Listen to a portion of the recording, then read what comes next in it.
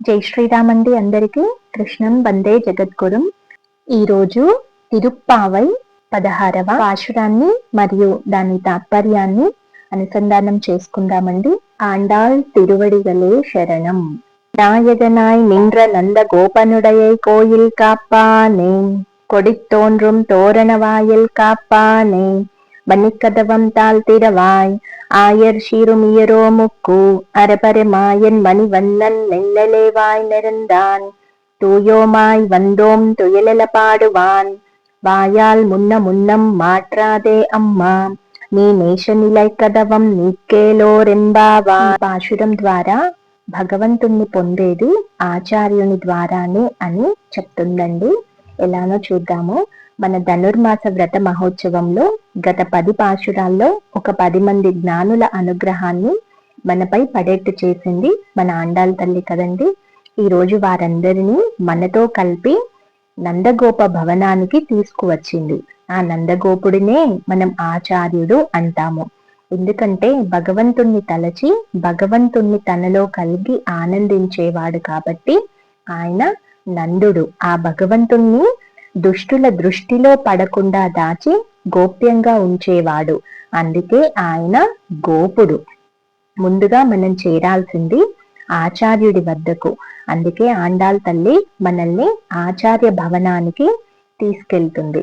ఆ భవనంకు ఒక తోరణము, ఒక ధ్వజము కట్టి ఉన్నాయి.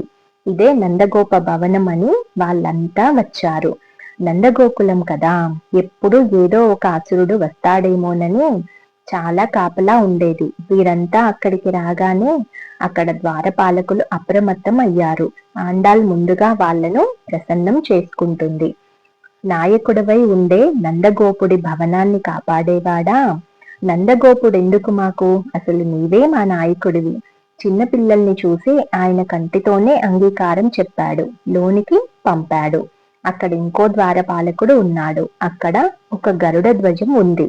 దాన్ని గుర్తు చేసుకొని శ్రీకృష్ణుడు ఉండేది ఇక్కడే అని వాళ్ళంతా వచ్చారు. శ్రీకృష్ణుణ్ణి కలవడానికి అందరూ రాత్రుళ్లే వచ్చేవారు. ఎందుకంటే ఆయన ఉదయం గోవులు కాయటానికి యమునా నదికి వెళ్ళేవాడు. మరి ఆ నందగోకులంలో భవనాలు అన్నీ ఒకేలా ఉండటంతో తనను చేరాల్సిన వారు పొరపాటున వేరే ఇంటి తలుపు తట్టకుండా భగవంతుడు చేసుకున్న ఏర్పాటు ఆ గరుడ ధ్వజం. ఇది భగవంతుని చేష్ట. మంచి అద్భుతమైన తోరణం చెక్కి ఉన్న ద్వారం ఏర్పాటు చేశాడు నందగోపుడు. ఎందుకంటే శ్రీకృష్ణుణ్ణి చూద్దామని వచ్చిన వాళ్ళు అద్భుతమైన తోరణాన్నే చూస్తూ శ్రీకృష్ణుణ్ణే మరచిపోయేట్టు చేస్తాయట.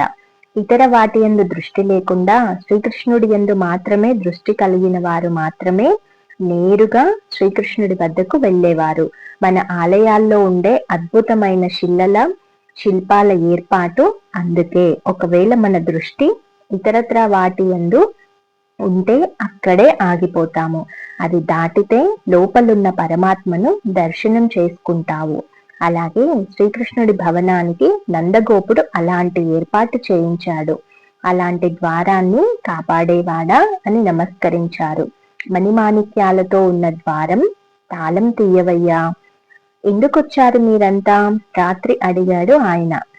శ్రీకృష్ణుని కలవడానికి వీల్లేదు అన్నాడేమో. చిన్న గొల్ల పిల్లలం మేమంతా, మరి ఏం కోరి వచ్చారు మీరు అని అడిగాడు.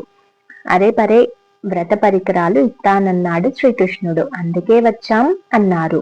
ఓ, ఏదో ప్రయోజనం కోరి వచ్చారు కదా, అయితే తెల్లవారిన తర్వాత రమ్మని చెప్పాడు. మా కర్మ ఇలా ఉంది కానీ నిన్న మమ్మల్ని కలిసి ఇంటికి రమ్మని మా చుట్టూ తిరిగాడు. ఇప్పుడు మేము ఆయన చుట్టూ తిరగాల్సి వస్తుంది. ఒట్టి మాయావి, మరి వదిలేద్దామా ఆయనని అంటే ఆయన దివ్యకాంతి మమ్మల్ని వదలనివ్వటం లేదాయా, ఆయన ఎడబాటుని తట్టుకోలేమయా. చాలా పవిత్రులమై వచ్చాము, ఇతరత్రా ప్రయోజనాల కోసం రాలేదు. ఆయన ఏదో ఇస్తానంటే పుచ్చుకుందామని అనుకున్నాం, కానీ మేం వచ్చింది ఆయన పవలించి ఉంటే ఎట్లా ఉంటాడో చూసి సుప్రభాతం పాడి లేపుదాము అని. అమ్మా, స్వామి ముందు నీవు నోటితో అడ్డు చెప్పకుండా శ్రీకృష్ణ ప్రేమచే సుదృఢంగా బంధించబడి ఉన్న ఆ ద్వారాలను తెరువు. ఎందుకంటే నందగోకులంలో మనుషులకే కాదు వస్తువులకు కూడా శ్రీకృష్ణుడంటే ప్రేమ. ఎవరు పడితే వారు తెరిస్తే తెరుచుకోవు, నీవే తీయవయ్యా అని ఆయనను ప్రార్థించి లోపలకు వెళ్ళారు. ఇదండి 16వ పాశురము. రేపు 17వ పాశురంలో మళ్ళీ కలుద్దాము. జై జవాన్, జై కిసాన్, జై శ్రీరామ్. ధర్మో రక్షతి రక్షితః. కృష్ణార్పణం.